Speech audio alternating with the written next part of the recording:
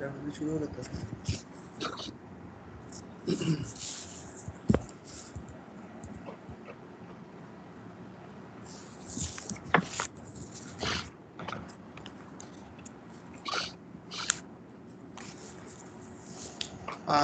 Good morning, everyone. So this is the first session of day 5. So today we have with us Professor P. Loxmi. So he is a professor of Department of Electrical and Electronics Engineering, Anna University, Chennai. On behalf of organizing committee, let me welcome you in the faculty development program FDP I2020, organized by the Department of Electrical Engineering, NIT Durgapur, and sponsored by the Atal AICT Training and Learning Academy, Atal, New Delhi, New Delhi, India. As a customary, I introduce Professor P. Loxmi to all the attendees. Professor Laxmi, she did his BE in Instrumentation and Control Engineering in the year 1990. ME from ME in Control and Instrumentation Engineering, College of Engineering in the year 1993. So she did her PhD in Power System uh, uh, on stability enhancement of multi-machine power system using fuzzy logic based power system stabilizer in the year 2000. So her area of specialization, soft computing techniques, process control, power system stability. She has guided more than 40 number of PhD scholars. Also, she is guiding more than 5 PhD scholars, and she guided one MS student, and more than she has also guided more than 100 MTech project, and she has published more than 19 papers in reputed international journals. So with these few words, I am welcome Professor Laxmi to the attendees, and also requested to share her screen and also share her expertise to all of us. Thank you, Professor Laxmi. Thank you very much, sir, for your kind introduction.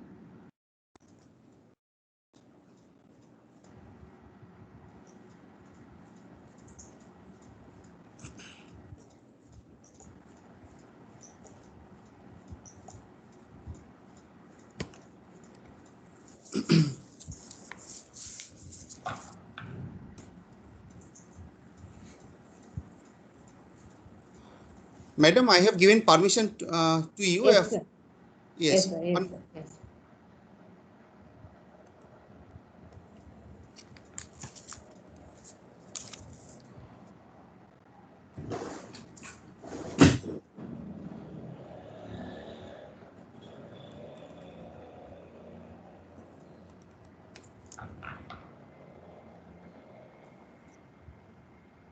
My screen is visible, sir.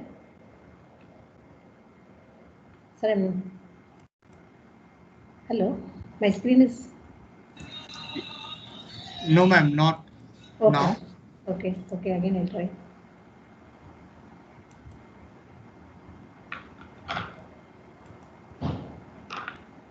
Now is it okay, sir? No? Yes, ma'am. It is visible now. Yeah. Okay. Yes. Okay, sir. Okay, sir. Good morning, everyone. Okay. Morning. Audience, can you able to hear my voice clearly? Yes. Okay. Thank you. Yes. Okay, sir. Thank you very much. So now today we are going to see in the area of soft computing techniques applied to a active suspension system and energy harvester. So I am going to take two applications for active suspension system and the energy harvester. Before going to the application, just I want to give a basic intro about the soft computing techniques. So the soft computing techniques area, again, it is a very wider area. I am going to concentrate on one. Madam, sorry to disturb you. Please. Yes, sir. You share full screen. Will you do one thing? The window is smaller. I have done a full screen only, sir. Oh, no, so move to view, move to view, Okay, move to view portion. 1 minute, sir. First press F5. No, it is in, if it is in PPT, yes, PPT, control, Yeah, PPT only. F, yes, yes. Is it clear now or not, sir? No, it's okay, okay. Make Okay. it presentation. Make it presentation view. Presentation view. Yeah, I have So, done a right, full right, screen. right. Yes, yes. Yes, sir. I- Click there, madam.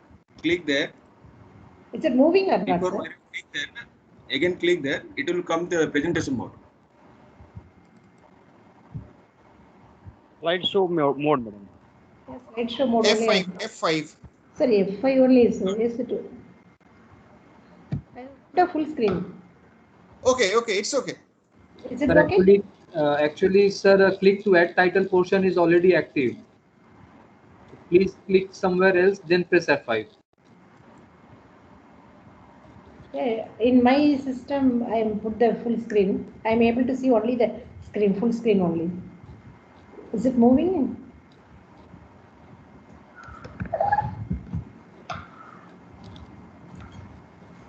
Ma'am, on lower side, For presentation of on lower side, some percentage written. You see 69%. Just beside that, you click. Okay. One symbol is there. 69% is there. Just 69 is left. there. No. Okay. No, Just left. Left. Move to Okay. left side, move to left side. left, Just 90, left. goes to 91, Yeah, yes, yeah. this button. There. Yes, there, yes, there, yes. madam. There. Is it okay now? Wait. The same thing I have done previously also, sir. Okay. Ma'am, now press Control F5. Control F5. Yeah.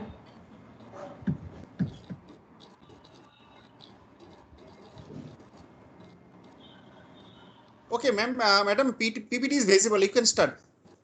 I can start, sir.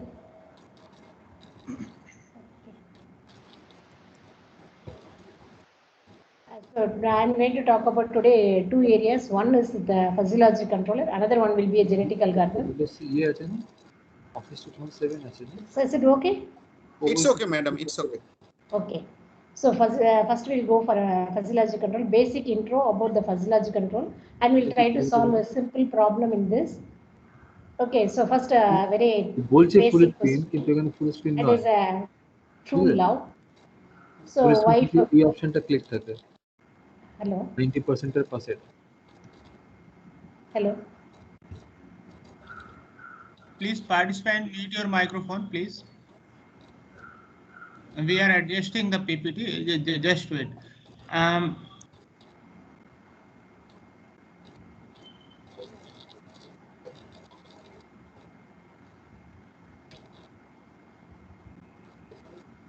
Ma'am, can you go in slideshow?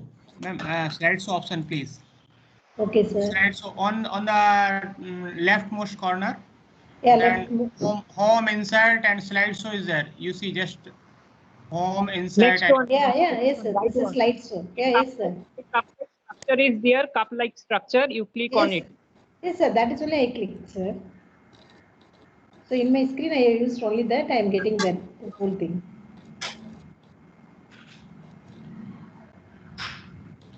Ma'am, go in top. On that top, that home is there. Yes, sir. Sir. Yes, sir.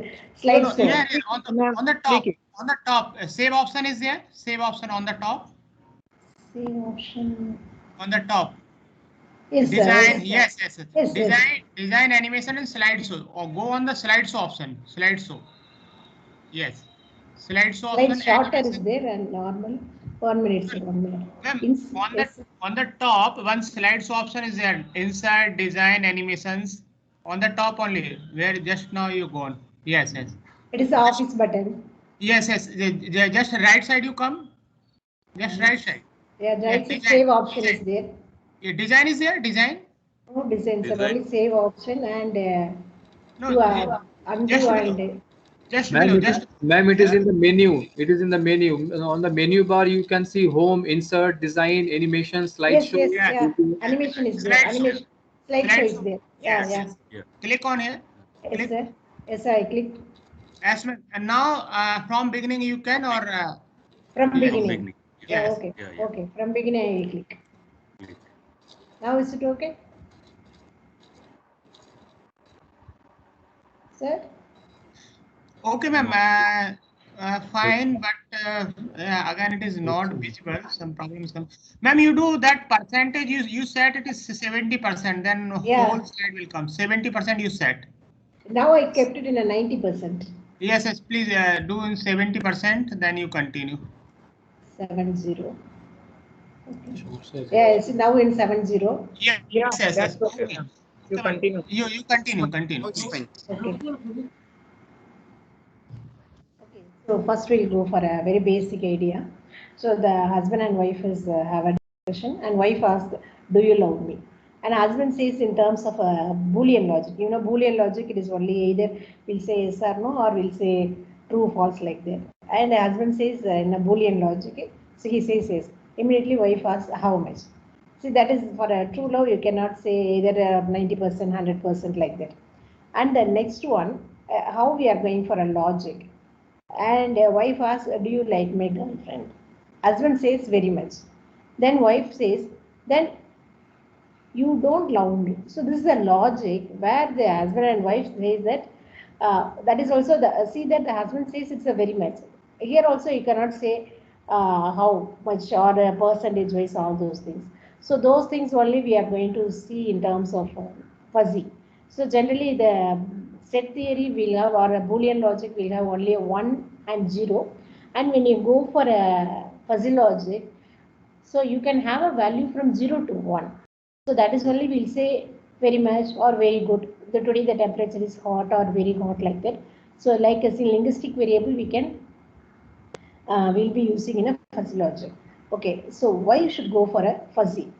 Based on the intuition and judgment, then you can go for that. And when you go for a control system problems, always you need a mathematical model. So here when you use a fuzzy, no need for a mathematical model. And third one is it will provide a smooth transition between the members and the non-members. And also it is relatively simple, fast and adaptive. And it is a less sensitive to system fluctuations. And you can implement design objectives, and it is difficult to express mathematically in linguistic or descriptive roles. So this is for why we have to go for a fuzzy. So generally if you want to say in terms of quickly, so the fuzzy can be applied for complex systems, nonlinear systems, wherever it can be framed with the rules, there you can use it. And some of the systems you don't have the mathematical model, in those places also you can use a fuzzy. Okay, some of the interesting applications you can use it for ride smoothness control, camcorder autofocus and gill controller, braking systems, copier quality controller, and rice cooker temperature controller, high performance drives like power electronic drives will be using, and also air conditioning systems. And nowadays, if you see that in a washing machine, in so many places, fuzzy has been used. Now just we'll have a quick review about the crisp set or the Boolean set. So the conventional crisp sets are a binary.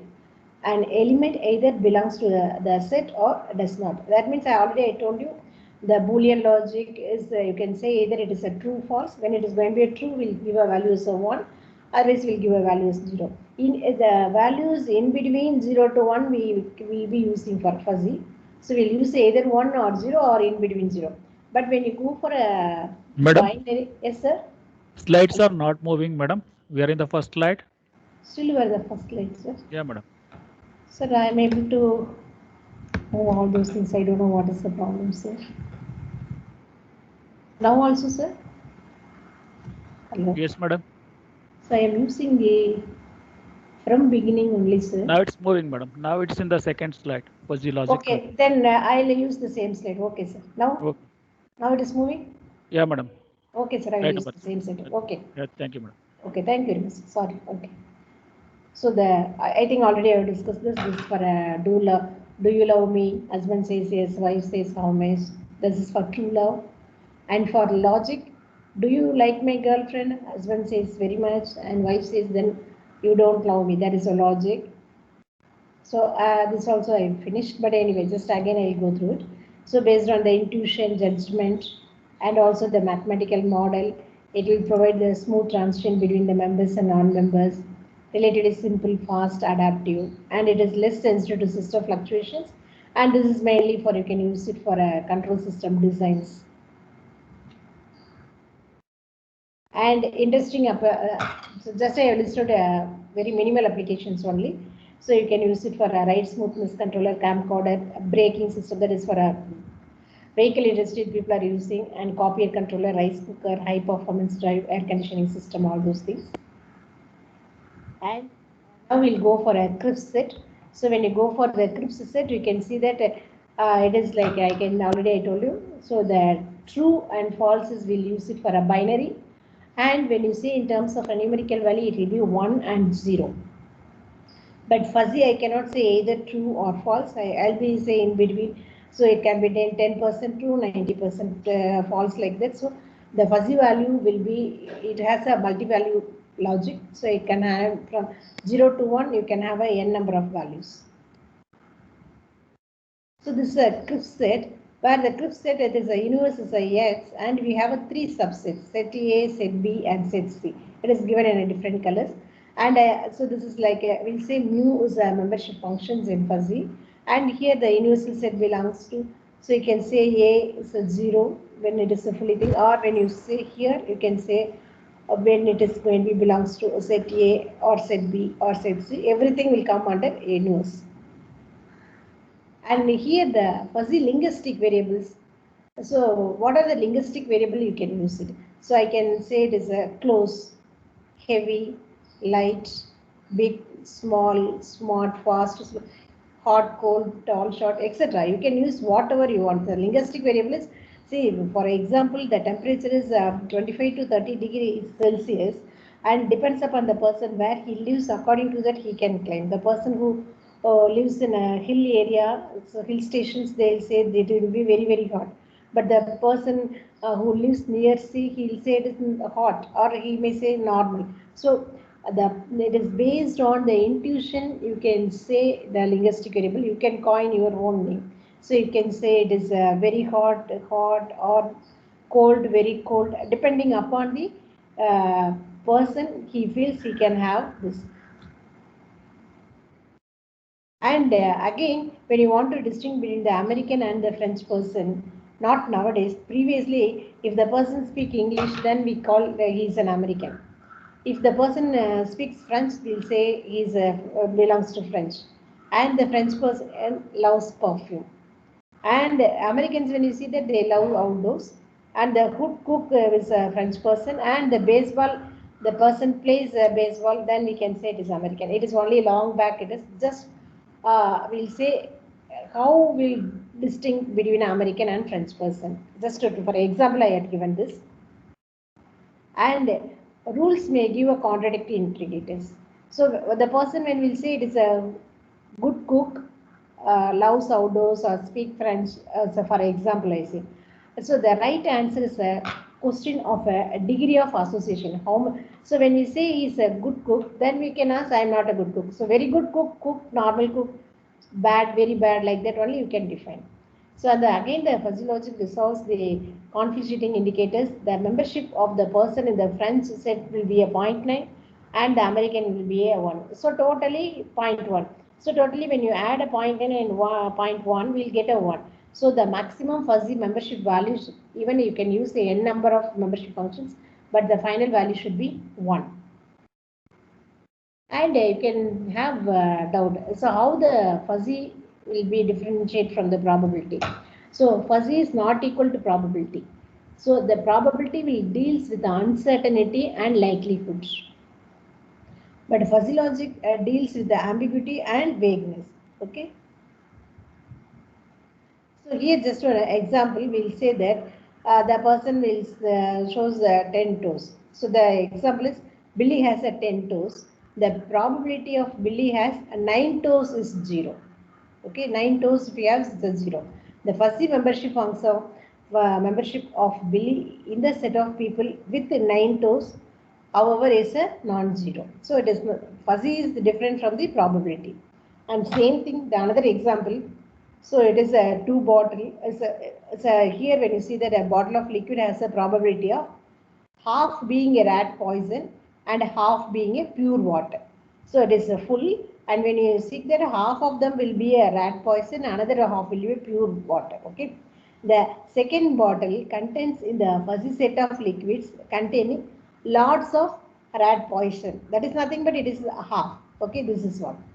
The meaning of half for the two bottles clearly differs significantly and would impact your choice should you have dying of thirst. So I'll say 50% probability means 50% chance that the water is clean. I can say, see the probabilities when you say 50% probability means 50% I can say the water is clean. And 50% fuzzy membership means that the water has a poison. So either you can say it is a clean when you say in terms of probability, but when you want to say in fuzzy, I'll say it is a 50% of the water is a poison. Okay, so before going to the fuzzy logic controller, what are the various operations or operators going to be used in a fuzzy? So same thing here also, set theory and fuzzy set theory we are going to use it. So again here I have two sets, set A and set B. When I use a union operation, that is in our mathematics set theory, when you use a union operation, the fuzzy union or the set theory union is nothing but a fuzzy R. So union means the whole set will be whatever the numbers or whatever this is, we'll say it is a union. So that when you write it in terms of an equation in fuzzy, so mu of x is nothing but maximum of mu A of x comma mu B of x. Okay, so mu of x is okay there. So we'll find out what is the maximum among the set A and set B. That is, we'll say it is a fuzzy set. So this is the first operation is a fuzzy, or we can say it is a max operand. And the second one is I'm going to use the fuzzy intersection operation or fuzzy AND. So intersection means this is the set theory we'll say. So here our equation is minimum of mu A of x comma mu B of x. So we'll say what is the number, we'll compare mu A of x whatever the minimum and mu B of x whatever the minimum. Among that we should take a minimum. So this is the second operation. Third one is a complement, or we'll say not. So when it is going to be a complement, we'll say actually we'll say as a prime, that is A prime is equal to, like that we'll say we'll be doing in a set theory. So here it is mu A bar x is nothing but 1 minus mu A of x. So only for one set theory we'll take it is a set A means we'll find out what is the 1 minus that mu A of x. So there are three operations. One we'll say as a OR operation.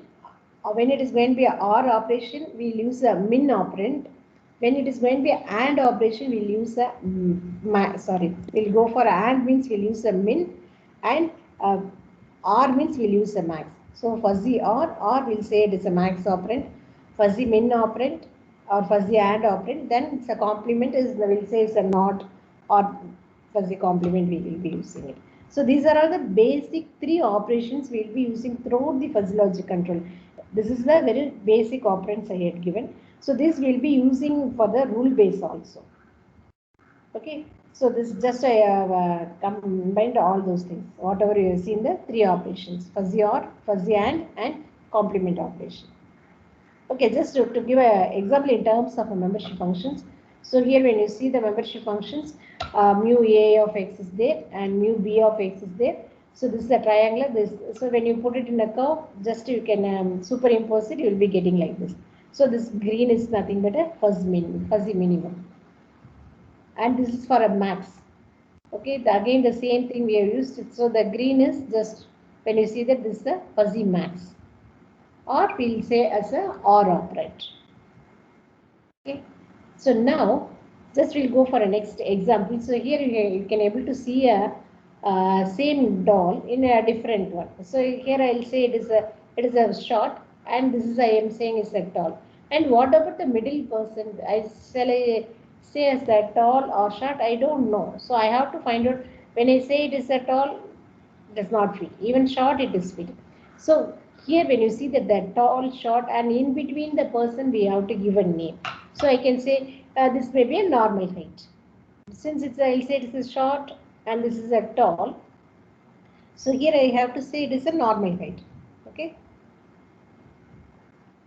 So when I say it is a tall, short like that, so just I'm putting in terms of a height of 4 feet, 5 feet, 6 feet, 7 feet. So when you see the person height is a medium, I'll say it is the numerical value which it is given is just for understanding this. So this can be varied. So here we'll say India will say it is from 4 to 7 feet. We'll say we are going to say from very short, medium, tall, and very tall. So this is need not be a same from 4 to 7. It can be anything. Yeah. So based on the person experience, we are going to define this range. So here I have taken a just for example from 4 to 7. So the person from 4.5 less than 4.5 will say it is a very short. From 4 to 5. So like that you can define the ranges. So above 7 I say it is a very tall. The person from 6 to 7 I say it is a tall. So here when you see that from 6.5, so 5.5 to 6.5, so like that there will be some overlap also. So this portion when you see that the orange and the blue color, this shade, the person will belongs either in the medium height or he may fall in the tall height also. So that time we have to do some analysis and we have to say which one is exactly. So this is like a fuzzy, these are all the linguistic variables, I can say it's a name, okay. This is where this numerical value will be converted into a linguistic variable, or I can say from crisp set to fuzzy set. So that whatever we have discussed, just I have put it in terms of a membership functions. So this is actually a trapezoidal membership functions, and this will be having a triangular membership functions, trapezoidal. These are all the linear membership functions. And when you use your MATLAB toolbar, you can see linear membership functions as well as non-linear membership functions. But when you do it in terms of a hand calculation or when you write a coding, the linear membership functions, and majority of the research papers, when you see that, people will be using the trapezoidal and the triangular membership functions. So this is the trapezoidal membership functions, you can able to see that. And already I have told you the fuzzy value will from 0 to 1. So here just I have put in terms of each and every value which is we have seen in the previous slide, that I have put it in terms of a membership functions. So the membership functions we are coining the name as a this one is a very short. So this is see that mu of Vs is a very short, medium, tall, very tall. Just whatever you have the numerical value, just we are going to convert in terms of a linguistic variable, and that I am going to put it in terms of a membership functions. See that maximum value will be 1 and the minimum value will be 0. And the values when you write this is nothing but a slope, a straight line slope equation. When you write it, you can able to find it. And here when you see that within this range, it is going to be overlap. The same thing when you see for all other membership functions also. Okay, suppose for example, when you say short, this height means it will come exactly short. Here, if you see that medium and tall. So suppose if it is going to be a 6.2, when you take it, so he belongs to medium as well as tall. But exactly here it is a 4.8 means I can say it is belongs to short.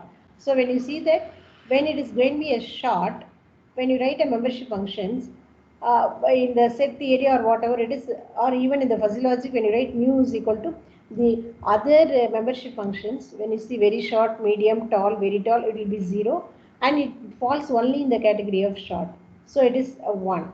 And the second one, when you go for that, it is exactly here. So I'll say it is a 50%. 50% he belongs to medium and 50% he belongs to tall. So for that, I am going to put as a 0.5 and 0.5. So these first two things will belongs to very short and medium membership function. He comes for 50% and tall he comes as a 50%, and very tall it is going to be 0. And how to use this fuzzy in a controller? It is a simple block diagram where you can see that this will be the reference input, and whatever the output, whatever the variable you want to find out, that output variable will set it and will find out the error. The error deviations will be giving, and This will be your fuzzy. So just why I put this symbol is, it is based on the end user, that is the person who belongs to that particular variable or that particular process. He is the person can take a better control action. So that is only fuzzy is based on the human knowledge or human expertise.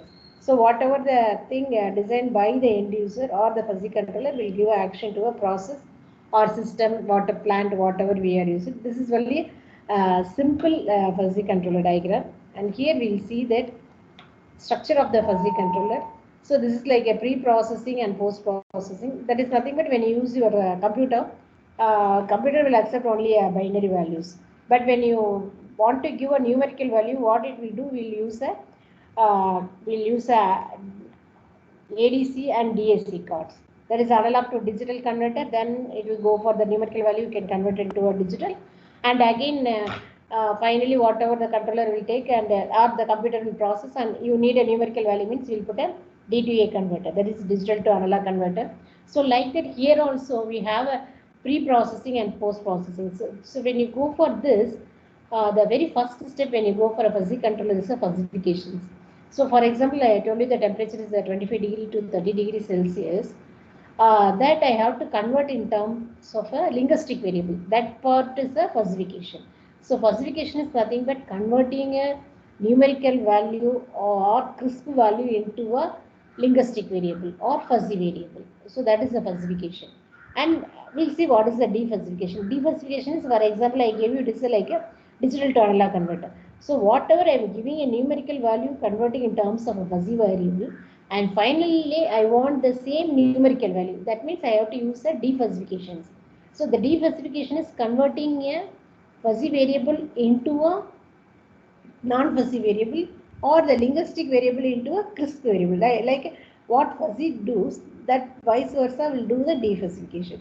And these two blocks are over. Then when you go for the rule base and the inference engine, the rule base is nothing but we have to design a rules. For example, you assume that the rainy season, the person goes by walk. He can use the umbrella or he can use the raincoat based on what he has. So you can write the rule. If it is raining, he can use the umbrella or you can use the raincoat. The rule, if it is raining, he can use or he can use.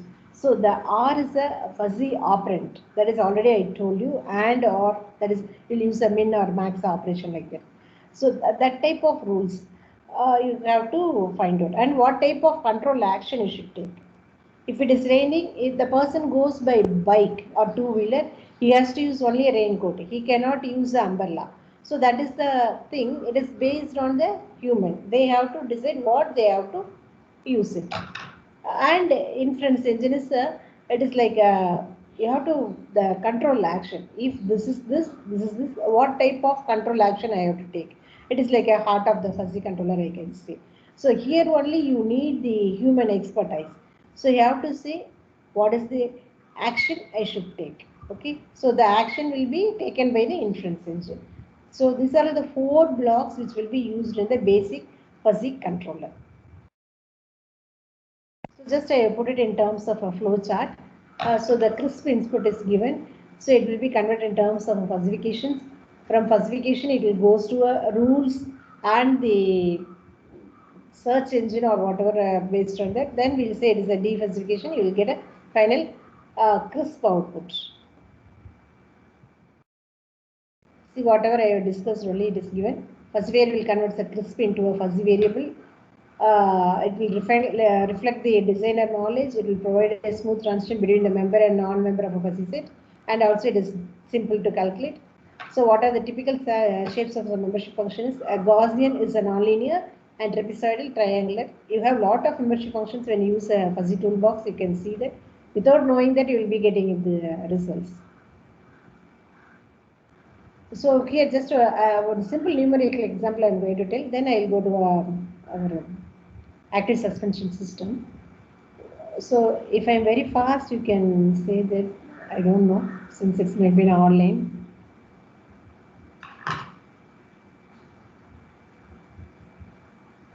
Shall I continue? Yes, ma'am. Yes, ma'am. Okay, so thank you. So here I am going to evaluate the health of the person based on his height and weight. So the input, since when we go for a new topic, whatever we are using a basic one, then I will go for that. The input variables are the crisp numbers of the person, height and weight. So falsification is a process by which the numbers are changes into linguistic words.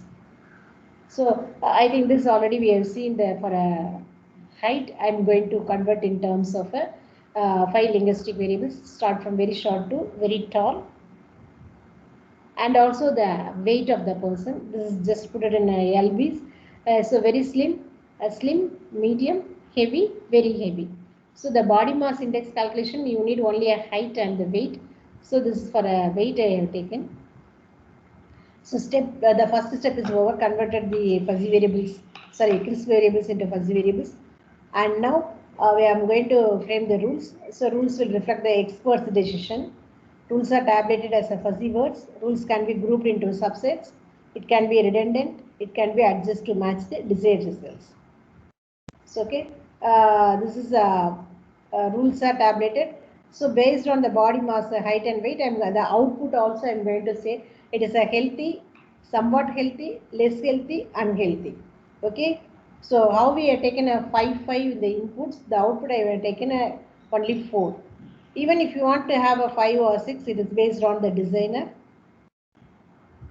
So here the decision here. This is a fuzzy where you can say from unhealthy. So if it is a less healthy, 0.2, 0.6, somewhat healthy, 0.4 to 0.8. If it is going to be healthy, means 0.6 to 1. That is a decision. This is nothing but a rule table. The rules, how it is going to see the person is very short and very slim. I can say he is a healthy. Suppose, for example, the person is tall and very slim, he belongs to unhealthy. Suppose again the same thing, the person is tall and suppose he is a medium weight, he will be healthy. Suppose he is very heavy and we can say it is unhealthy. So you can ask who is going to be framed, whether it is a healthy or somewhat healthy, means it is purely based on the experience. That is the advantage we can go for a fuzzy logic. So it need not be a same rules or this need not be a same thing. You can change according to your decision. So based on the countries also the height and the weight will vary. So it is purely based on the humans or the experience of the person who handles this. So if I'm not satisfied with this, I have a right to change all those things.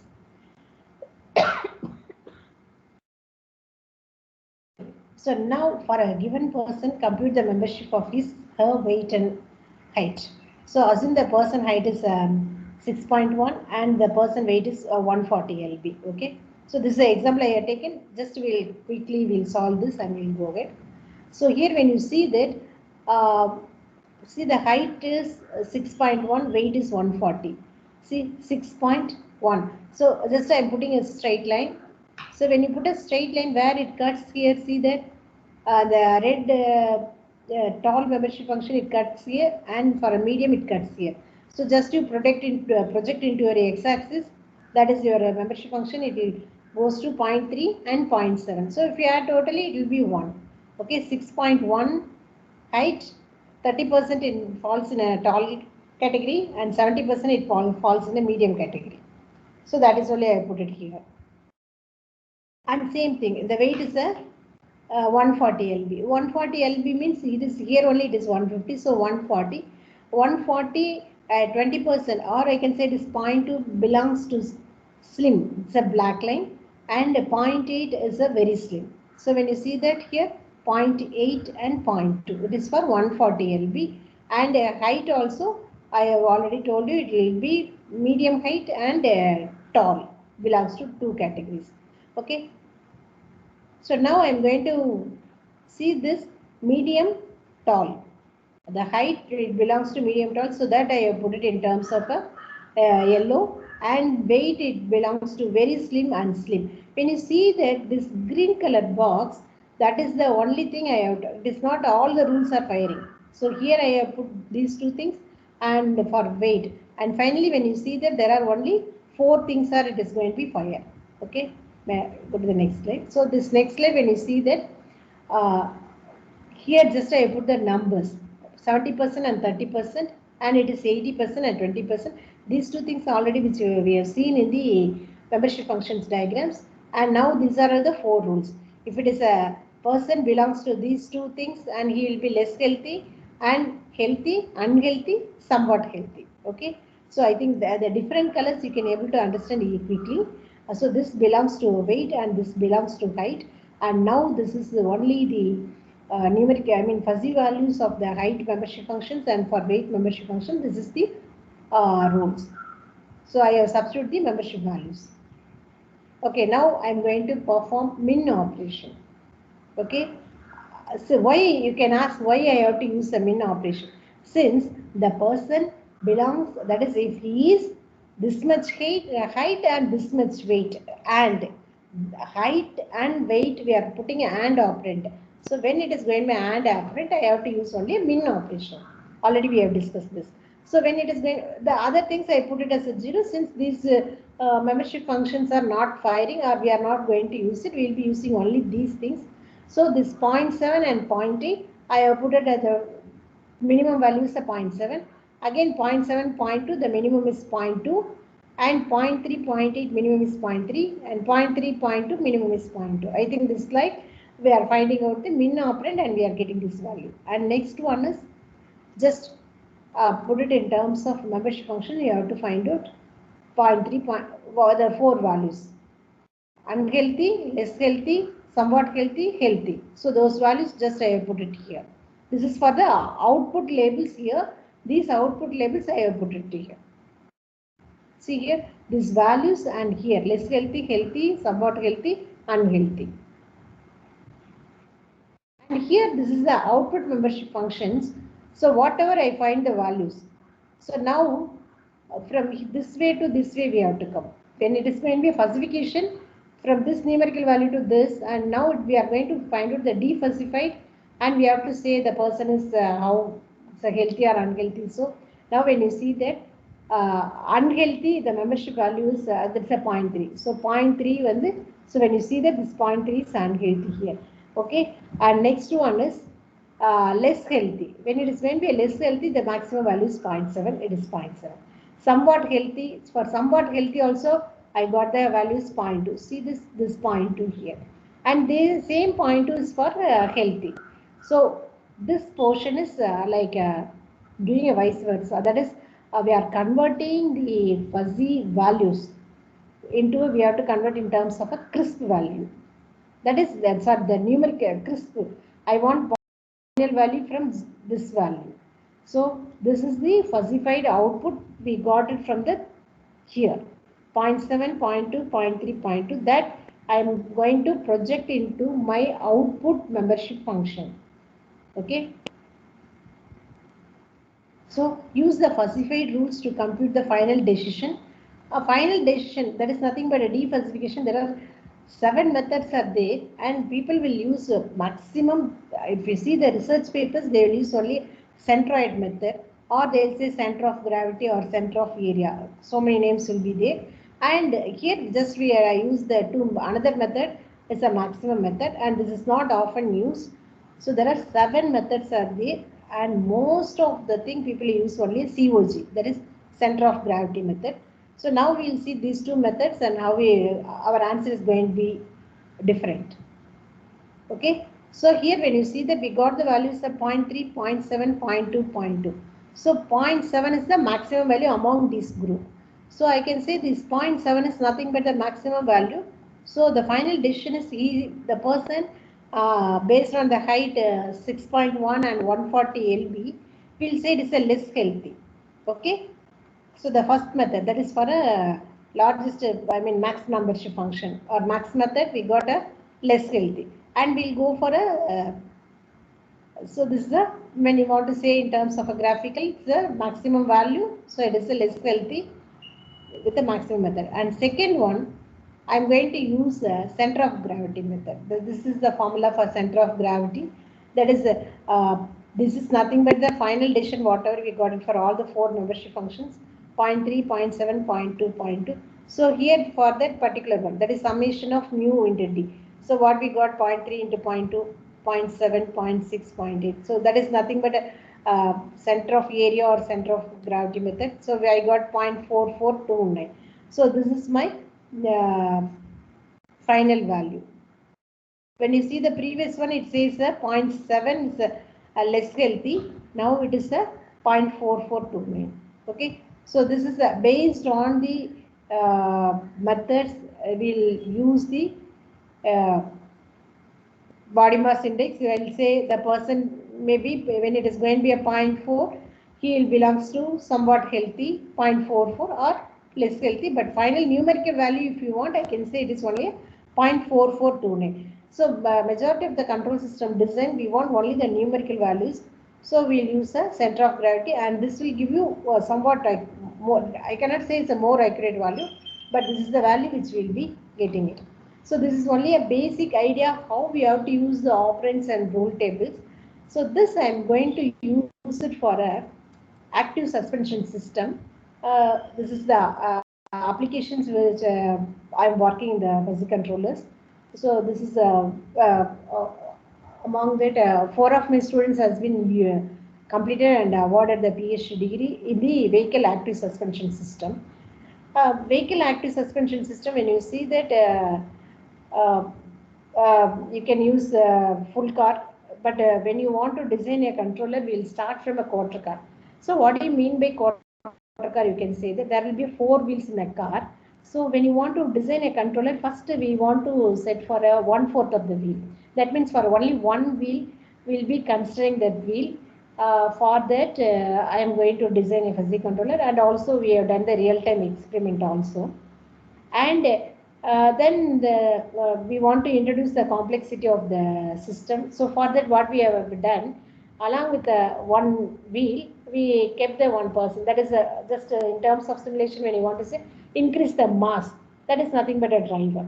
So that means we are assuming that the one wheel of the car, one person also sitting, and when you, based on the road profile, we'll be feeling the vibrations, and we want to reduce the vibration. Okay, so for that we have designed the controllers. So here when you see that this is we'll say this is a quarter car model. So when you see that this is in our basic control system, we have studied the mechanical system, mass, spring, damper system. The same thing only we are considering for the quarter car also. So here when you see that it is like a road profile. So here I want to say the road profile. When you see the near hospitals or near schools, there will be one speed break. That we call it as a bumpy input. It is like a bumpy. So we'll be considering a different bump. That is, I will be considering first when you want to design the controller, we'll use a single bump. That means there will be one speed breaker. When you ride your vehicle on if you go on that road, there will be a speed break. Means immediately what you see when you use that speed brake, then it's immediately you will start reducing the vehicle speed. Either it is a 2-wheeler or 4-wheeler, whatever it is, you reduce the speed. And when you apply, when you reduce the speed, same time you apply a brake also. So when you do that, what will happen when your vehicle will go on that bumpy road, you will be getting a vibration, and you will not be comfortable in that particular place. That is for a single bump. Same thing, you can have a dual bump also. Sometimes a 2 bump will be there. And when you see the tolls are near the railway gates, you can see lot of bumpy will be there. That we call it as a sinusoidal road input. And the remaining one I can say is a rough road. It will not be, so you can see lot of holes, and so many things will be there, rough road surface. So whenever we'll design the controller, we'll be considering these 4 types of roads. And also in between you can have a trapezoidal input or even a step input. When you get into the flyover, so there will be you have to increase the speed, then you will be reaching, and when you get on from the flyover, again you will be reducing the speed, or you reduce the acceleration of your vehicle. So the quarter car model is nothing but the car, 4 wheels. Among that, I am considering only 1 wheel. So the 1 wheel, you can see that there will be a mass. MU is the unsprung mass, and MS is the sprung mass, and you have 2 springs. It's a KS and KT, and you can see that other here what I am going to control. This is one actuator is there. What my aim is, I want to reduce the head acceleration of the driver. Okay, head acceleration is my parameter. So here I am going to introduce a controller. So this is only a simple one. Now this is only a 2 degree of freedom. Okay, modeling of this is the quarter car model equations I have taken. So this is the quarter car with the integrated seat suspension system. So only quarter car means we have a 2 degree of freedom. So here when you see that up to this portion, it is what we have seen already. But these things, the person who sits, we are divided into different categories, and we will see how the upper portion of the body and lower portion of the body, each and everything we are considering here. So finally, I want to control the head acceleration of the driver in the quarter car model. This is the diagram of the quarter car with the driver model, and these are all the equations. When you see that, I told you it is a 8 degree of freedom. So here ZU, ZS, F force, and all those things we are considering here. So these are the 4 equations which we are going to use it, and another 4. So totally 8 degree of freedom. And here it is a basic one. So whenever when you go for design a new control techniques, we have to compare with some existing controllers. So here in this block, first I use the PID controller. This PID controller parameters, I use the Ziegler-Nicholas tuning method. I found that. And here when you see that this is a road profile, the road profile I told you it is like a single bump, dual bump, and sinusoidal road profile, and also a rough road profile. And this is my plant or system, whatever it is. So my output variable is a head acceleration. So that has been given here. So I have kept some set point of the head acceleration based on the values of, based on the experience collected from various companies. All those things we have considered here. So this head acceleration is my controlled variable. So here just we have done with the MATLAB simulation. So here I have given 2 inputs. One is the error and another one is the derivative of the error. So this is the interpret the MATLAB functions, and this is the controller force which is given here. So this is the head acceleration. The unit is going to be ms squared.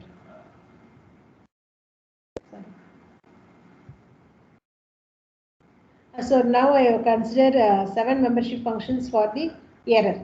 That is the head acceleration is the controlled variable. So error of the head acceleration, negative large, negative big, negative small, 0, positive small, positive big, big. Sorry, positive large, positive big, positive small. Same thing for derivative of the error. That means derivative of the head acceleration. Same thing, negative large, negative big, small, 0, positive small, positive big, positive large. And for the output, when you see that, I have taken the negative side 6 and 0 and positive side 6. So totally I have taken a 13. So it starts from 6 to 1 in the negative side, and it is 0 and P1 to P6. So I have taken 13 for 13 membership functions, and also I have normalized from minus 1.5 to plus 1.5 into 10 power 4. So here when you see that, you can view my rule table. My error is negative large. These are the 7 input variables error, and this is the 7 output variables for my derivative of the error. And here you can see that the 13 membership functions, the output I have using that I have framed a 49 rows, 7 by 7. So here, if the error is positive large and derivative of the error is also positive large, I should take a n6, that is negative 6 is my output. So it may not be a n1, n2 here. So this is, you can tune it. If you are not getting a satisfied results, you have to change this output. Instead of here P2, I can put as a P4 or P1. whatever I want I can put, and I have to go on changing all those things till to get a desired result. So this is the parameters values of this unsprung mass, sprung mass, all those things I have given the values in terms of kg for a mass, a damping coefficient, and the spring stiffness. So whatever we have used is given. So this is the road profile which will be the MATLAB. I have given the road profile is 0.1 meter. That means 10 centimeter height is a road single bump road profile. And here the passive is nothing but generally we will say it is an open loop response or without any controller. So this has been done for 3 seconds. So we'll be getting a response. The blue color will say as the passive response.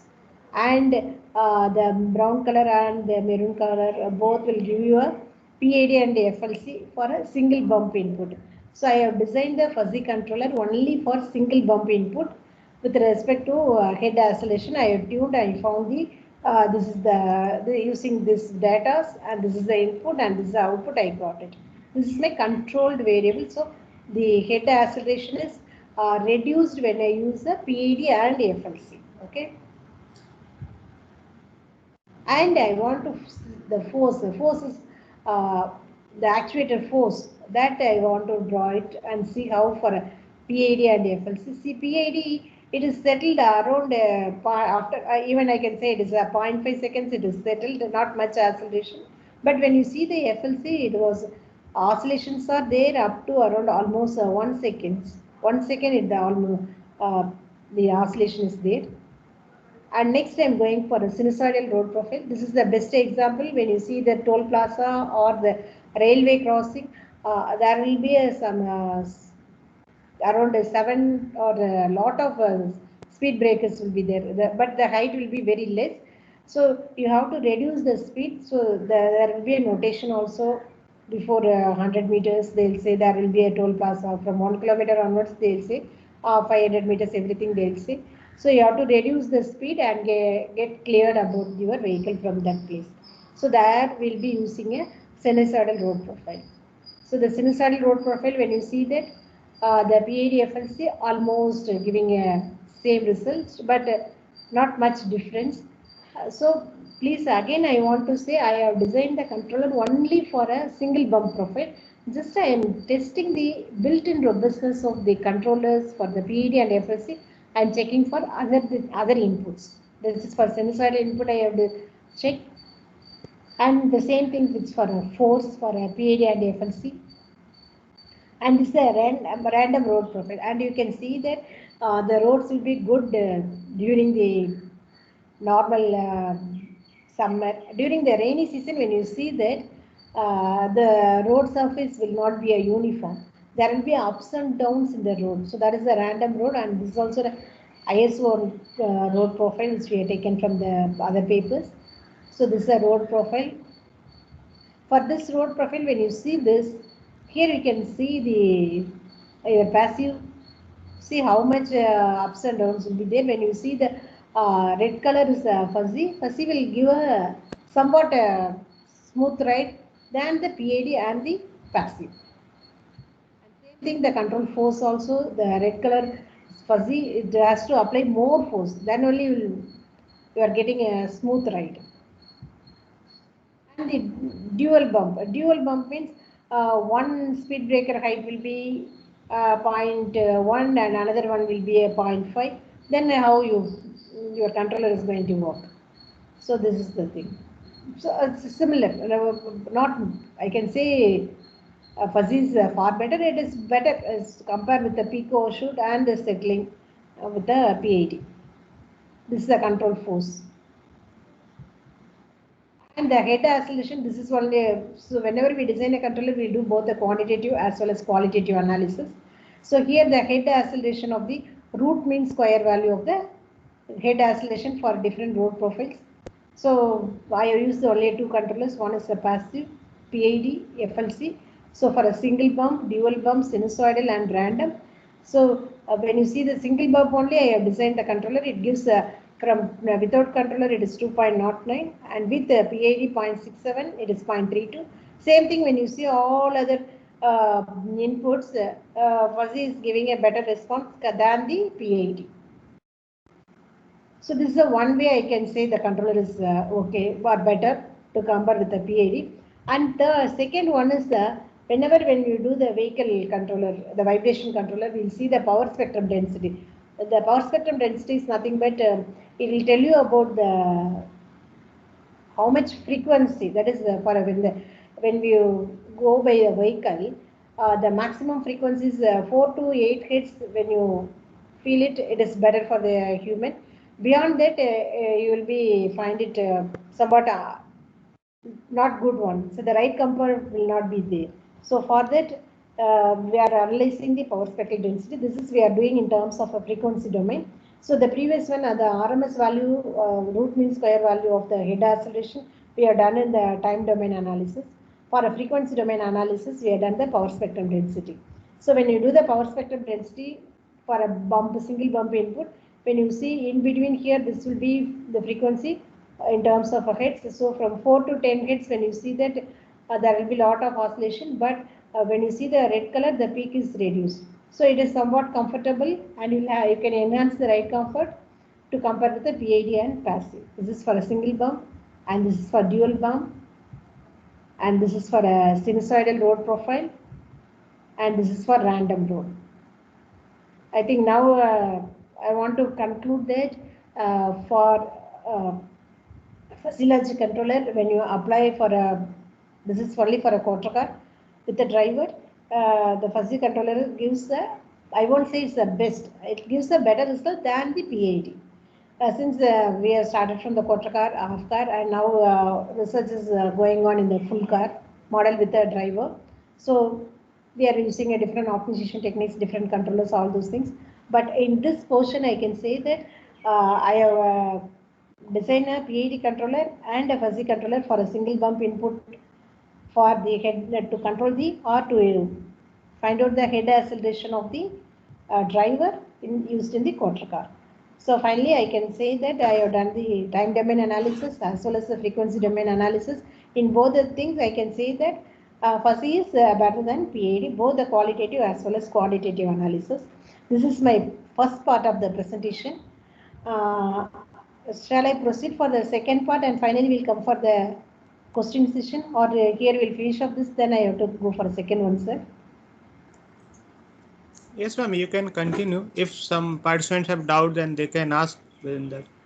After. Okay, so then I have to share the second PPT.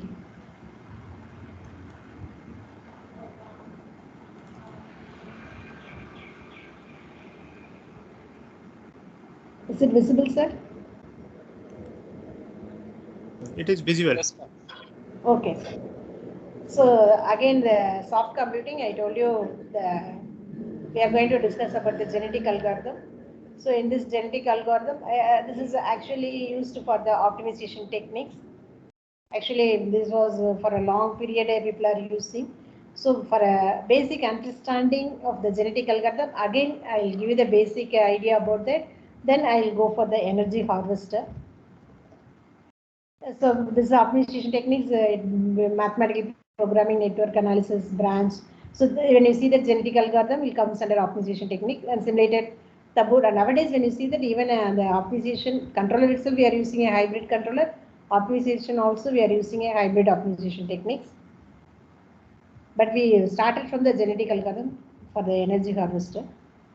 So this is for a search technique, how we are getting a random. This GA will comes under the evolutionary algorithms. You have a parallel, sequential, centralized, distributed, steady state generations, all those things. Just this will give you the what are the various type of search techniques. But so till time is very less. Just I'll give us very brief about the GA. So when you want to solve a problem, so we have to go for the encoding techniques. So encoding is nothing but a gene chromosome. The initialization procedure is you have to create population, create the parents, evaluation function, selection of parents, genetic operators, and parameter settings. These are all the basic wordings will be you should know before using a GA. So when I have to use a GA? So alternate solutions are too slow or overly complicated. It needs an exploratory tool to examine new approaches. Problem is similar to one that has already been successfully solved by using a GA. Want to hybridize with an existing solution, and benefits of the GA technology meet key problem requirements. So some of the GA application, we can see that you can use it in a control area, design, scheduling, robotics, machine learning, signal processing, game playing, combination optimization. So these are all the applications where you can, the domain and the application types also it is given. You can use it wherever it is required, but mainly it is not a controller, it will be like optimization techniques only. So just we'll see the flow chart. So initially we have to start and initialization the population. So always the initial population will be randomly generated. When I have to stop this condition. So terminate condition means we will do some analysis. When we do the problem, I will tell you the whole things. So just for the flow chart, termination conditions. When the termination condition is, it will stop. If satisfied, it will stop. Otherwise, it will have to go for from random, or we'll say from a zeroth generation. We are getting a result, we will stop it. Otherwise, we have to go for a first generation. So how to go for the first generation, from the zeroth generation to first generation? So it is not satisfied. So we have to go for a reproduction of the gene, and we'll do some crossover, mutation. Then G is from G initially it is 0. So 0 plus 1, it goes to first generation. Like that we will be doing all those things. So this is a basic idea about the flowchart. Okay, what are the various cycle, the reproduction? So initially we'll get from the parents, we'll do a reproduction, we'll get a children, and that children will do some modification. Modified children will go for evaluation, and if it is evaluation, it is good, then we can stop it or we can discard it. If it is not there, again with this, the loop will be going on doing the process. Again nowadays when you see the GA has been started only with a binary, but nowadays you can use it in the real coded GA also. So the binary means you will use either zeros one, and real coded means you can use some real numbers. It can be used for anything, but especially we'll be using only in RGA, that is real coded genetic algorithm. So the reproduction is nothing but the parents are selected at random with the selection chances bias the relation to chromosome. That means how to reproduction. So for this generally, So reproduction we can go for various methods are there to select the parents. Then only we'll go for a reproduction. So from the reproduction you'll get a children. So the modifications are the chromosome, how to modify. So that will be again we'll be using two operators when you want to modify. One will be the crossover and another one will be a mutation. So when you use the crossover techniques and mutation is nothing but when you go for a binary, one will be become a mutate means we'll get a 0 or 0 will be 1. So nowadays when you see where COVID-19, in all places you are not able to see the same type of virus. It will be mutated and you will have a different types of virus in different locations based on the geographical area. So that is nothing but a mutation. And crossover means it will cross over and give you a new parents. That is nothing but recombination. So now we'll go for the selection. So selection means generally we use the roulette wheel, and you may see so many of game shows. So there will be some wheel will be there, and they will divide it into like, for example, here itself ABC means when they go for they'll say when your point out this A section, you may get a cash price of 10 lakhs. And when it is going, sorry, not A means we will keep it only 5,000. And B means the weightage is less, so you may get a 50,000. C means we will get a little here 50. Here we will keep it as a, for example, 10. So A 5K, C 10K, and B means 50K. So when you spin the wheel, you assume there is a pointer is here. It has to point out. So generally, it will point out A because it has more area. Sometimes C or very less B because the weightage is given as only a less for B. Okay, so that is the way of selecting the parents, spinning the wheels. It's like we call it as a roulette wheel, or you can frame ascending or descending order. The best parents you can take it for a next generation, or you can choose a randomly parents, and you can that randomly chosen parents can be given for a next generation. So the selection is nothing but main idea is better individuals get higher chance. That means the good gene which whatever you have the good habits or uh, good immunity power nowadays if you talk that can go for a next generation. Chance is proportional to fitness. The fitness function what you are going to choose based on that you can maximum fitness means that will have more chance going for a next generation. Implementation is nothing but a roulette wheel technique. So assign to each individual a part of the roulette wheel. Spin the wheel n times to select n individuals. So how many individuals are there? Suppose 5 persons playing in the game, then I have to spin the wheel 5 times, and each and every time I have to find out how the pointer will either it stops near A, B, C like that. So spin the wheel n times to select n individuals. That is for selection of parents. 10 times means I have 10 parents means I have to go for 10 times. The crossover. A crossover is a critical feature of a genetic algorithm. It greatly accelerates search early in the evolution of a population. It leads to an effective combination of schemata, that is subsolution on different chromosomes. So what are the various types of crossovers are there? Just we'll say it is a single point crossover, or we call it as a one point crossover. So randomly one position in the chromosome is chosen.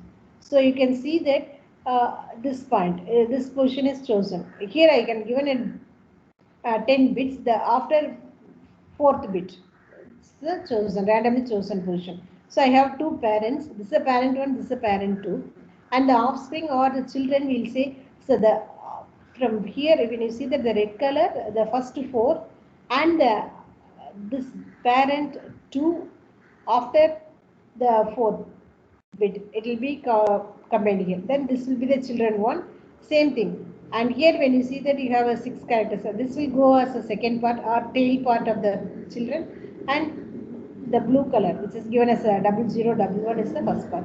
So this is the called as the single point crossover. I am taking only a one point and one location in the parent, and just I am putting, see here, child 1 is the head of a chromosome of parent 1 with the tail of chromosome of parent 2. So the red and the blue. The same thing, child 2 is the head of 2 with the tail of 1. This is a one point crossover. And I can have here when you are given terms of a color code I given, here you can say as a 2 point crossover, or you can call it as a multi-point crossover also. So when it is going to be 2 point crossover, see here after these 3, after the greenth block I have chosen, and again after 4 blocks here also I have chosen the point. So now when you see this is a parent 1 and this is a parent 2. So the child 1 and child 2, so this first head of the portion. So these 3 things, and second this green and up to this pink, and third is this. So 2 places from this portion first and middle and tail. And same thing for C2, this is the first portion and this will be the second portion and this will be the third portion. So now using the crossover techniques, the parent P1, P2 will go for a crossover techniques and will be getting a child 1 and child 2. Same thing when you go for a mutation, here 1 become a 0 and this is for a real coded GA. And you have the evaluation. So the evaluator decodes a chromosome and assign it a fitness measure. The evaluator is the only link between a classical GA and the problem it is solving. So you can have a deletion of the population. That is, you cannot, no need to use the same parents as to go for a from 0 generation to first generation. Got because better the parents will go for 2 or 3 times. That means the weak parents has to be discarded. So steady state GA means a few members replaced each generation. So this is the algorithm inspired by the natural evolution, population of the individuals. Each individual is characterized by a fitness function. So this is the major one, or you have to choose the fitness function or cost function or objective function. So in so many things will be there, and also based on your problem. Either your problem is a maximization problem or minimization problem. According to that, you have to choose your fitness function. So higher fitness is a better solution. Based on their fitness, the parents are selected to reproduce offspring for a new generation. Fitter individuals have more chance to reproduce. The next condition is new generation has same size as old generation. So when new generation comes, the old generation will die. Offspring has a combination of properties of two parents. If well designed, population will converge to optimal solution. So this is the how it is going to be converged. So the 100 generations, and this will be the best fit value, and this is the average fit value. This is the convergence graph. The fitness function what you are choosing, so that from 0 to 200 generations, you have to draw the average and the best fit curve. And just for simple examples, you can easily understand. So the problem is maximize x square. That means over 0 to 31 numbers. So maximum is 32 numbers. Among that, you have to find out which one is the maximum value. So I'm going to use the genetic algorithm as representation. I'm going to use the binary code. I told you it will be like you can use a real coded, but basic learning binary is the best one. So here the bit size is shown. Population size, I'm going to consider 4 populations, and single point crossover, and the mutation is a bitwise mutation, and selection is nothing but a relative selection and a random initialization. So initial population will be random one, and just I'm going to show only one generation. See here, this is a 5 bit, because when you calculate all those things, all the things are 1, you will get a 32. Okay. So initial population is generated by random.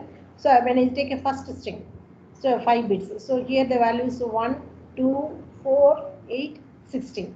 So here 1, 2, 0. So 4, 8. So 8 plus 4, 12 plus 1, 13. So my x value, whatever the bits I generated is just to, we want to know what is that numerical value. So it is a x is a 13. Here it is a 16 plus 8, it is a 24. And this is only 8. And here 16 plus 2 plus 1. So it is a 19. So the x value, whatever we have randomly generated, it is, we have 4 numerical values. So this is my x. So my fitness is the f of x is nothing but the given, it is given in the problem, please listen. We want the maximum x squared. So f of x is equal to x squared. So 13 square 169, 24, 576, 8, 64, 19, 361. So this is the maximum fitness. So just we'll see that the sum of the 4 values. I'm getting 1170.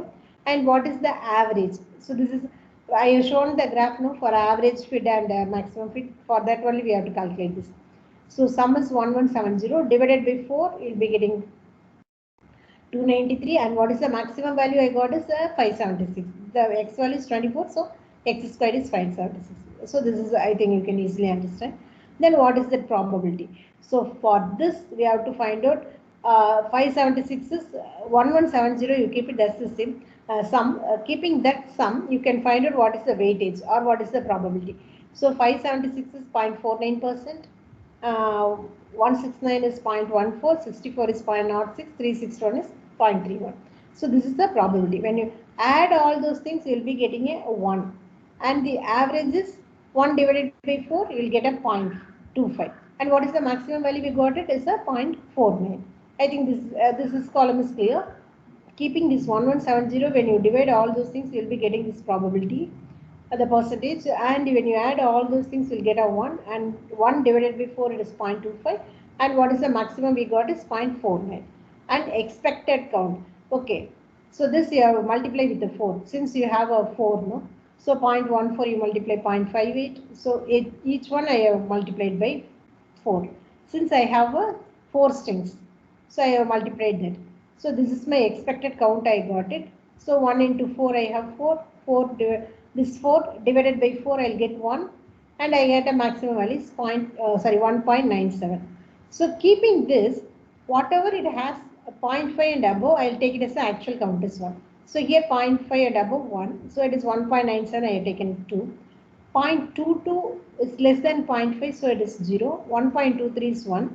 So now again this is the 4, 1, and maximum is 1.97 here, I am getting here is 2. So that means when you see this, among these 4 strings or 4 4 parents, the weakest parent is 3 because it has 0. So now I am going for I have to use these 3 parents or these 4 parents, I have to go for a next generation. So when I want to go for a next generation, I have to use I have decided I have to discard this parent 3, and instead of that I am going to take a parent 2 as a 2 times. So that is only 1, 2, that means the 2 will go for 2 times and 4 will go for only 4 times. I am going to discard parent 3. So I have to use a crossover and the bitwise mutation. So here the single point crossover is already given. So single point crossover, you can choose the crossover point I have chosen is after 4th bit. So first 2, and for here you can have the string 2 is repeated. If we won't put as a 3, we will put as a 2. So here the point is 4, and here it is going to be second. So 4, 4 using this. So 0, 1, 1, 0. Now I'll get a 0 here. Okay, here I'll get a 1, and 2, 2. That means 1, 1. The remaining will be 0, 1, 1, and this was 1, 0, 0, 0. So for this, you find out the x value. So here you'll have a 8 plus 4, 12, 16, 8, 1. Here is 16, 8, 2, 1, 27, and here it is 16. So now whatever you have the binary value, you convert in terms of x value, again x square, and this also what we have done in the previous one, sum, average, max. So here the crossover is over. Next I should go for a mutation. Okay, so randomly I have chosen for mutation. So this is the offspring after crossover. So I am going to use this. After crossover, I am going to change this bit. This 0 I am going to change as a 1. And here I have to go from 0 to 1. Actually, we will say it's the probability of crossover and probability of mutation. After 10th bit, after 12th bit, we will do that. So that now I started with the 1. After that, 14, 15, 16, 17th bit I have changed, mutated. So 0 became a 1. So again I have calculated the x value and the fitness value. So when you see from the 0 generation to first generation, here I am getting the maximum value is a 27. So like that we have, this is for a hand calculation we have done. So this can be done for programming, coding, I think GA toolbox is there. You can cross check and you can go for stopping criteria. You can give the maximum fit and minimum fit is equal to, you can say stopping, or whatever the maximum value you are getting, you can stop it, or you can give a 100 population size, 100 time 100 generation it has to run, then it will run 100 generations. Like that you can go for that. Okay, this is a basic example to get a fitness function, best fitness function by hand calculation. I have done for only one. So now we'll go for energy harvesting. So the energy harvesting is nothing but whatever the ambient energy we want to harvest it. So this is small scale ambient energy like a heat, light, sound, all those things. But here what we are concentrating is only a vibration energy. We want to convert it as a useful energy. Okay, and that will be used for so many applications. The endless energy supply to electronic systems, to reduce the dependency on batteries, to conserve energy consumption and promote environmental friendliness. Sir, shall I continue for 10 more minutes, since I have to explain this topic? Hello, sir? Okay, I didn't get any response. So just I'll go quickly because they had given the timing is 11 up to 11:30. But Madam, I'll try. excuse me. Yes, Yes, sir. it is 11:45. No problems. Okay, sir. Thank you, sir. Thank you very much, sir. Okay. Okay. Okay, thank you. So endless energy supply to electronic systems to reduce the dependency on batteries, to conserve energy consumption and promote environmental friendliness. So we can use it for a macro scale energy harvesting and also a micro scale energy harvesting. So when it is going to be a macro scale energy harvesting, the solar energy, wind energy, thermal electric energy, this harvesting will come as a macro. Micro means we'll be using a piezoelectric energy harvesting, electromagnetic energy harvesting, electrostatic energy harvesting. So macro, this I think solar energy will be using the PV panels, and solar thermal collectors will be using for a macro scale, the solar energy harvesting. Same thing for wind and from the windmills. That is harvesting wind energy for electricity operates on the same basic principle of older windmills. And thermoelectric energy harvesters convert a heat into a electric energy. So micro scale, since this energy harvesting which we were doing in the terms in research with using a MEMS technique, micro level only we can able to harvest the energy. So here the electric potential across the sides of a crystal when we subject it to a mechanical stress. That's nothing but when you squeeze it, you will be getting a voltage. And electromagnetic energy harvesting also, we'll say it is like a induction energy harvester. This is the using the motion of a permanent magnet to induce the voltage across the terminals of the coil of the wire. Electrostatic energy harvesting. Electrostatic or capacity energy harvesters works based on the charging the capacitance of vibration depending on variable capacitors. Okay, so now I think why I am going for a vibration is so the macro scale energy harvesting large scale technology has been developed more efficiently to capture the power. In the case of a micro scale energy harvesting technology has not been developed more efficiently to capture the wasted power in the environment. And also we have a ambient energy or wasted energy is available in the form of a vibration, light, temperature, etc. Among these energies, mechanical vibration is the most widespread and wasted energy in the environment. So why we have went to that is we have taken the vibration energy harvesters to convert the ambient energy into electrical energy. So for that we have used the MEMS technology, COMSOL multiphysics software we have used for this. And the MEMS technology is nothing but a miniature mechanical electromechanical systems that is you can use for devices and structures that are made using the techniques of fabrication. This is nothing but this is an energy harvesting device. So I'm giving a vibration energy, and that vibration energy is going to be converted in terms of electrical energy. So what are the various types of vibration energy harvesters available? So that we have already seen, it's electrostatic, electromagnetic and piezoelectric energy harvester. So what I am going to concentrate on is MEMS based on piezoelectric vibration energy harvesters. So there are two types of energy harvesters are there. One is a unimorph, another one is a bimorph. This is to find where we are going to or I can say what is my objective function means where I have to find out I have to maximize the power captured from that particular device. That is only so to determine the harvested power and to increase the performance of the energy harvester. And I think this is piezoelectricity. What is mean by piezoelectric effect? That is, you convert from if you give a mechanical energy, you get electrical energy, and vice versa. So that is the piezoelectric effect. Okay, the material exhibiting the direct piezoelectric effect also exhibit the reverse piezoelectric effect. That is mechanical to electrical and electrical to mechanical. So internal generation of electrical energy resulting from an applied mechanical force. And this is internal generation of mechanical strain resulting from an applied electrical field. Okay, that is just a piezoelectric effect. So two types is one is the unimorph and another one is the bimorph. So this is the Unimog piezoelectric energy harvester. Here when you see the Unimog, one layer of piezoelectric material bonded to a non-piezoelectric layer. So there will be electrode is there, and this will be like I will say it is a mass, and this is the piezoelectric layer, this is the elastic substrate layer will be there. So this is like a, this is only piezoelectric material will be used. The mass will, when you keep a mass here, this layer will start vibrating.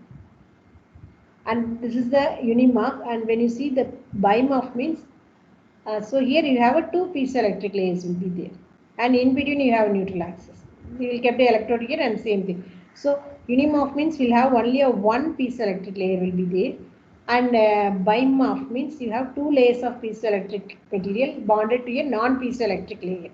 So when you see that here one layer and here one layer, you have a neutral axis here, and we'll keep the electrode and the tip mass here. So, what are the types of piezoelectric materials are there? You have a quartz, rochelle salt, like that. And what is the synthetic? This is for natural and this is for synthetic. And what we have taken for the research is a lead synchronide titanate. We call it as a PZ, more commonly known as a PZ. And most of the piezoelectric ceramics are used as only this material. And here you have a PZ from 2 to 7, 8 up to there.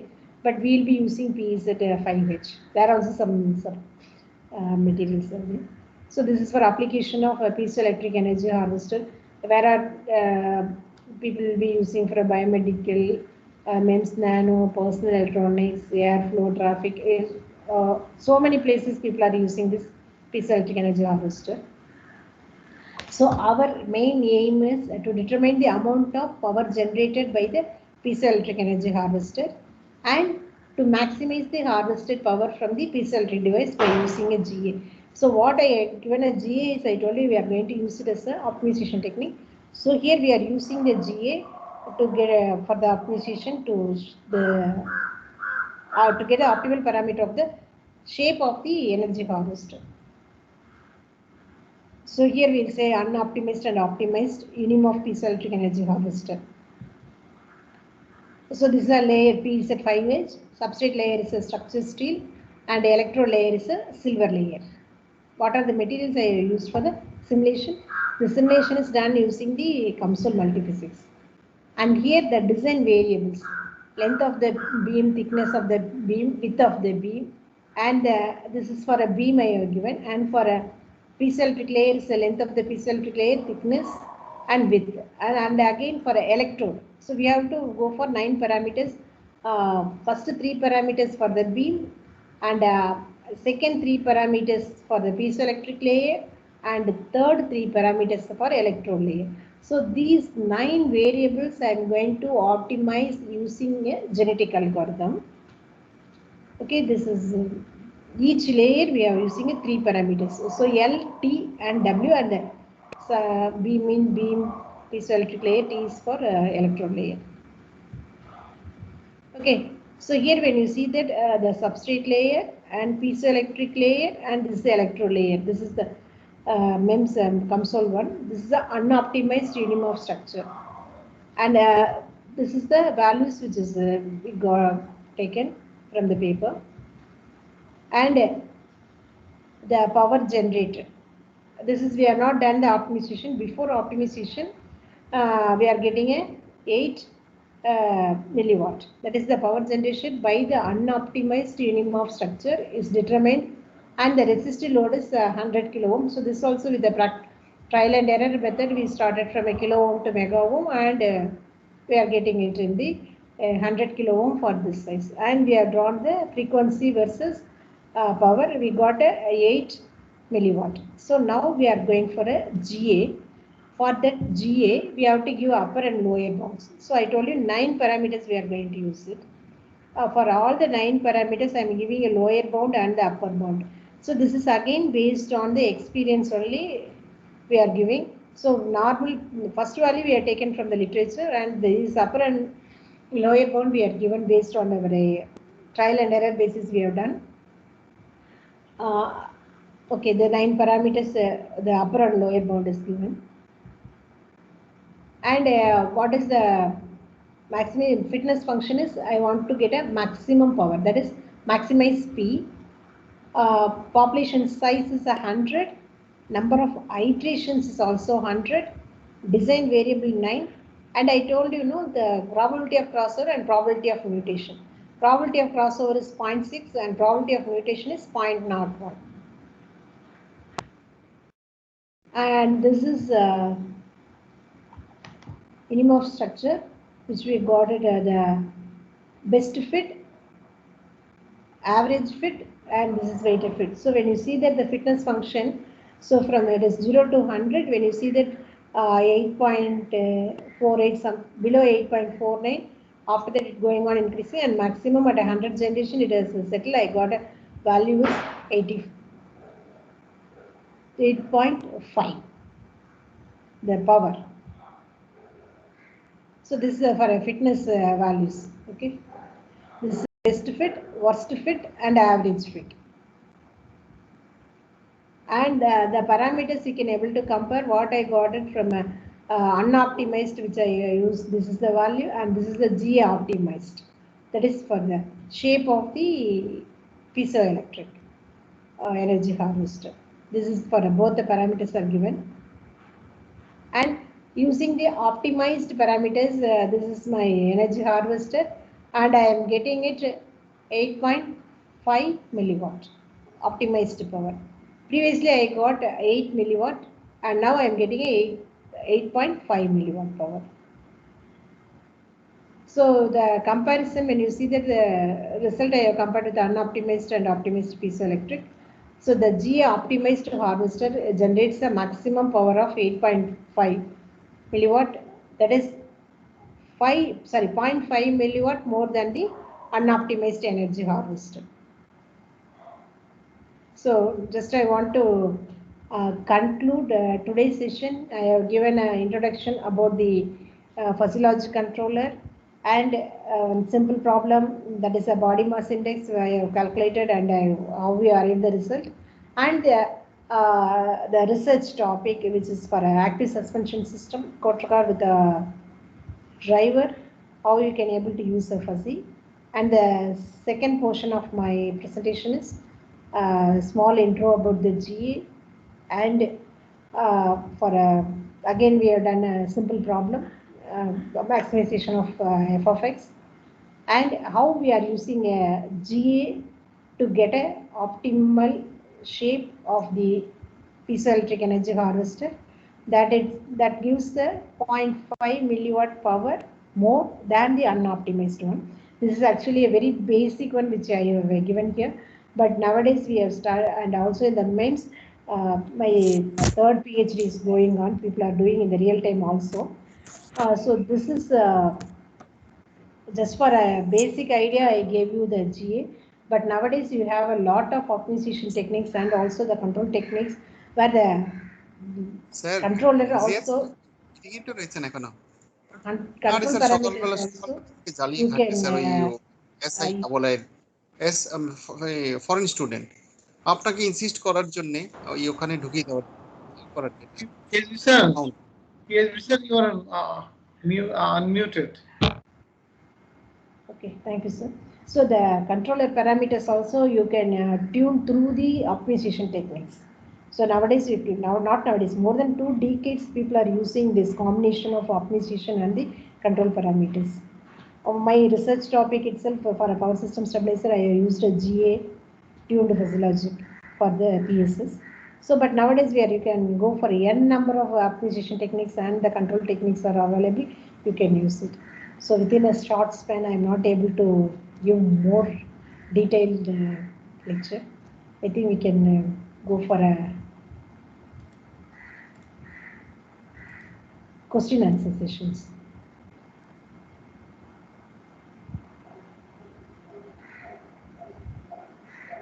Hello. Good morning, ma'am. Good morning. This is Praveen Puram. I'm very much happy to see you after a long time. I'm a student of electrical department from Anna University, ma'am. Okay, thank you. A PG student from embedded system. I was connected with you in PG 2013 to 15 batch, ma'am. So Okay. very much happy to see you after a long time, ma'am. And this Thank you, session was thank really nice, ma'am. Thank you. Thank you. Any questions? No questions, ma'am. Just I want to. Okay, thank you.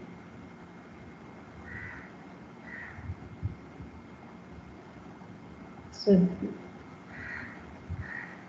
any questions you can ask if you have any. I'm a little bit faster, maybe due to the time, and initially we have taken some time to show this. Madam, what will be the future of this harvesting technology? Is there any implementation is going on in India? Which one, sir? Please repeat your question. Energy harvesting this. Yes, sir. Yes, sir. Yes, sir. Energy harvesting, you can still research is going on. Actually, you may have a doubt of getting only a very less power, no? Since that can be used in the face makers, the biomedical applications people are using for face makers, and when you see that the children when they are wearing the shoe, no, the people around a 1 year kid when they walk, the shoe they'll get some sound or some bulbs will be glowing. So those places are people are using only this because they cannot put a battery and all those things. When you walk or when you do some exercise, there will be some vibration. So that energy will be harvested and that can be to store the battery in the face makers, especially in face makers and so many biomedical applications people are using this. And when you see that when the electric train goes, no, you'll get a lot of vibrations. The military people, when they walk, there will be some vibrations. Those vibrate, they have wasted energy only done the analysis. But especially in biomedical, people are now started using this. Thank you, madam. Thank you for your reply. Thank you, sir. Thank you very much. Any other questions? Any other doubts or any other queries? Good morning, madam. Good morning, sir. Madam, as you mentioned in the FLC, it is a knowledge-based system or a early experience is required. Does it mean that it is not going to work in the such cases like COVID-19 pandemic to detect or to analyze? I'm not able to get it properly, sir. Voice breaking. No, FLC, the physiology controller. Yes, sir. As you said, it requires an earlier experience or the knowledge base. Yes, yes, yes. Does it mean that it is not going to give the clear idea to predict the COVID-19 patients or situation? Yes, sir. Sir, when you just will have our discussion. So initially they told you there will be no treatment. Still we don't have any proper medicine, everything. But how they are changing when you see that they are going for a Siddha, Unani, every medicine is going to be changed from person to person. That is based on the experience of the doctor, isn't it? So now itself we cannot say that you can give a like a paracetamol or you can use, we cannot, just by trial and error they are changing the medicines, everything. So once they get a experience, they can, once if a medicine is comes, they'll say you can use this medicine. Till that we don't have the medicine, by trial and error only people are trying. So this is they'll say okay, for 10 persons they give a paracetamol, the first 2 days they may be required, means they may say okay you can give a paracetamol, but how much milligrams, so like that you need a, when you want to use a physiology controller, you need some human expertise knowledge should be there, sir. Otherwise we can go for a PED controller or some other control technique like a sliding mode, so many things you can use it. But when you go for a physiology, you need a, because the person who take a decision, he should have some experience. Without experience I cannot take decision, isn't it, sir? Okay, thank you. Another question, madam. You Yes, mentioned sir. the time domain and the frequency domain. Yes, In the sir. frequency domain, you mentioned about the power spectral density. Yes, sir. And to calculate the power spectral density, did you use the fast Fourier transform or any other technique? No? We are used to MATLAB, the fast Fourier technique only, sir. Just we want to show how much heads we are getting for each and every controllers. Because for the person who ride the car or who will travel the passengers, they need some ride comfort. With this respect only, I would like to have would like to know the more insights of that one. Could you please give me the details of the length of the samples or the what kind of the algorithm you use for the FFT, like that? Yes, sir. That I think I'll give you separately once. Since just will take all the control actions, the parameters will take only the head oscillation I have considered. So the head oscillation parameters will take and we'll put it in the frequency domain FFT, and we'll be getting the, with respect to the frequency, we'll draw the curve and we'll see that the maximum, the 5 to 8 hertz are at the maximum 10 hertz. Within that range, it is not giving a problem to the human being. Even you are going for a long distance and the different kind of road profiles are there, you should not disturb much. So nowadays, when you see that airbags will be there, isn't it? Instead of a thing, a car you can have a comfortable drive, but we have to analyze and tell that. Okay. Again, one more question related to the fuzzy logic only. Yes, sir. Nowadays, I heard the type 2 fuzzy. Yes, sir. Yes, sir. Did you work on the type 2 Yes, fuzzy? yes. Yeah. Actually, we have worked for the one research scholar was working in the type 2 fuzzy. Now only we started, sir. Does it have any difference between the conventional fuzzy logic and the type 2? Not much difference. Not much difference. Not much difference. It is like how the difference between the C language and C++. No, when you go for a language. Okay, so like that only limited. It is very simple. You can use it, sir. Not much. That means if you go for the type 2 fuzzy, it will be much better. Much better. But when you want to use the type 2, you should know what is the basic fuzzy. Okay. Yeah, that's true. Yeah, that is the way you can use. And also you can compare. Type 2 will give a better result than type 1.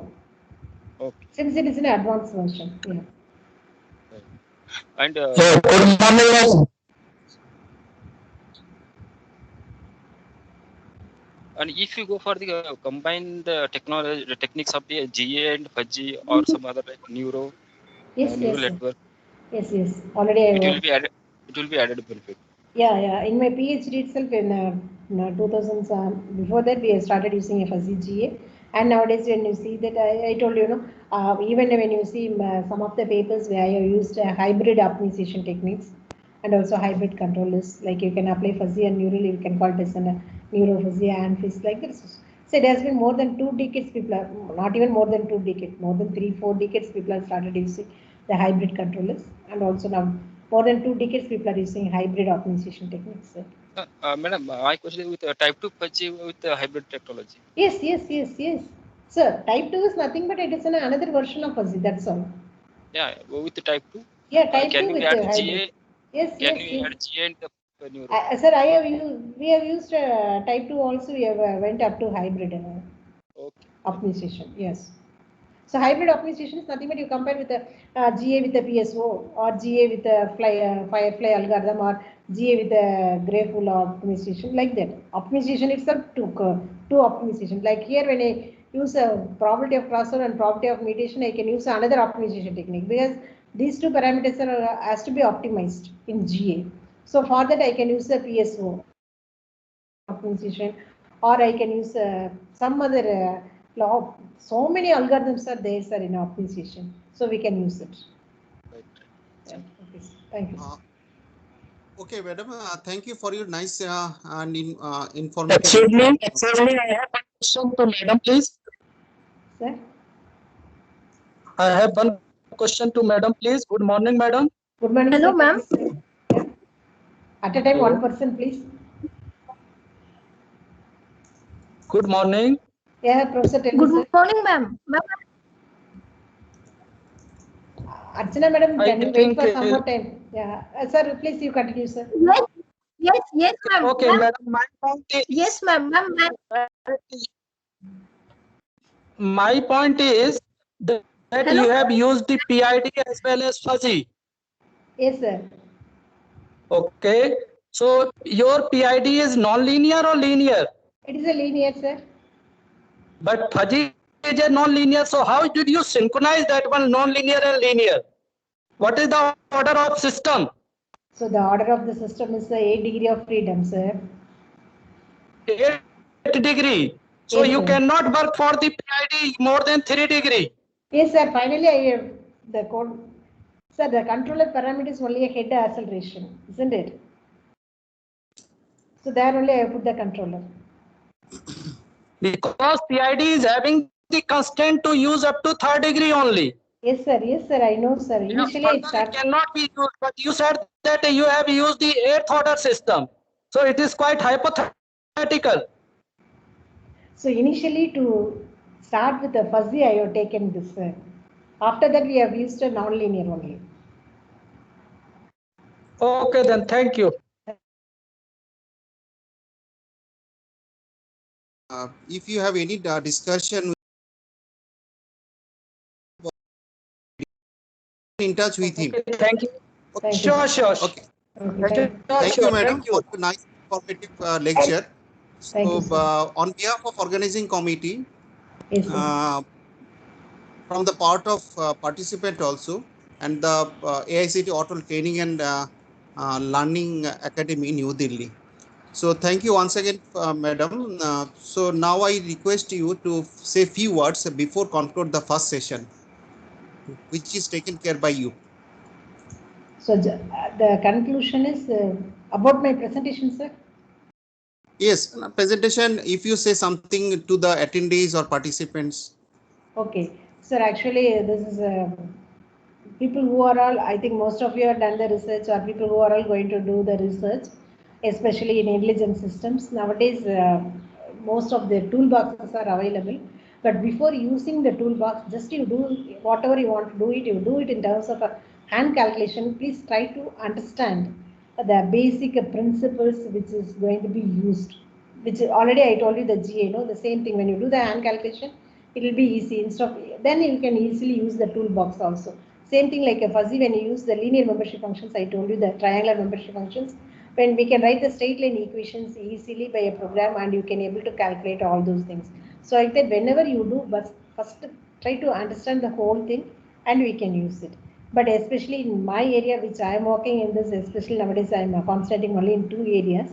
One is with the energy harvester and the another one is which is a vehicle suspension system. I have started from the quarter car, half car and full car. Each one I have included a person, driver, a passenger, everything. Based on that, I have continued the whole thing. So I had a very good interaction from the participants as well as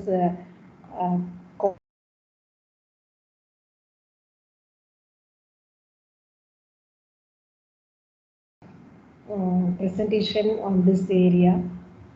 Once again, I thank everyone. Thank you, madam. Thank you. Thank you, sir. Thank you. Sir. Okay. Okay. So now I'm conclude the first session.